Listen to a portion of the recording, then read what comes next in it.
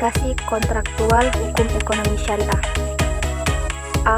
Konsep kontrak dalam Islam. Pengertian kontrak adalah perjanjian yang dibuat secara tertulis.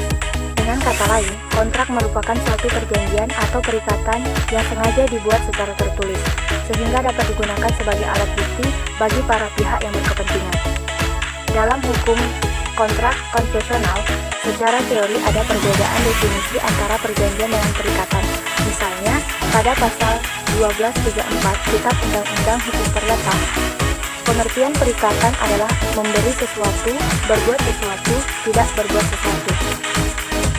Sedangkan pasal 1313 ayat 2 KUH Perdata, istilah perjanjian diartikan sebagai suatu perbuatan hukum di mana seseorang atau lebih mengikatkan dirinya terhadap satu orang atau lebih.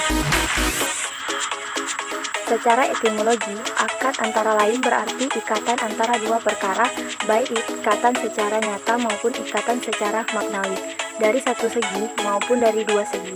Secara khusus, akad diartikan perikatan yang ditetapkan dengan ijab kabul berdasarkan ketentuan-ketentuan syarah yang berdampak pada objeknya.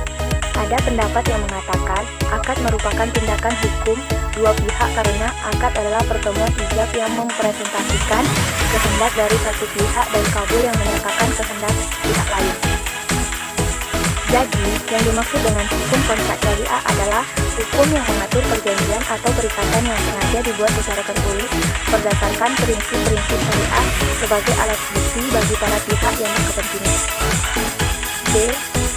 Kontrak akad tabaruk dan akad tijarah. 1. Akad tabaruk. Akad tabaruk adalah transaksi yang digunakan untuk tujuan saling menolong dalam rangka berbuat baik. Dalam akad ini, pihak berbuat kebaikan. Dalam hal ini, pihak bank tidak mensyaratkan keuntungan apa-apa.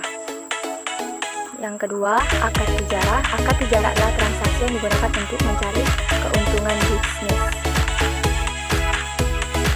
Rukun kontrak ekonomi syariah. Rukun bisa diartikan sebagai perkara yang dijadikan sebagai landasan atau wujudnya, sesuatu yang merupakan bagian inherent atau hakikat sesuatu itu. Rukun akad dapat didefinisikan sebagai segala sesuatu yang bisa digunakan untuk mengungkapkan kesepakatan atas dua kehendak, atau sesuatu yang bisa dinamakan dengan hal itu dari tindakan, isyarat atau korespondensi. Berdasarkan analisis fikih, ketentuan rukun dan syarah yang berlaku pada suatu perjanjian atau perikatan tertulis atau kontrak adalah ketentuan rukun dan syarah yang berlaku pada akad. Adapun rukun-rukun akad menurut pendapat jumhur fuqaha terbagi menjadi 1. Akidain atau para pihak yang berakad. Dipandang sebagai rukun kontrak karena merupakan salah satu dari pilar utama tegaknya akad. 2. Mahal al-aqad. Sebelum ijab kabul, rukun kedua harus dipenuhi dalam penyusunan kontrak syariah dalam menentukan jenis objek akad. 2. Sigat al-aqad. Sigat akad merupakan hasil ijab dan kabul berdasarkan ketentuan syarah yang menimbulkan akibat hukum terdapat objeknya.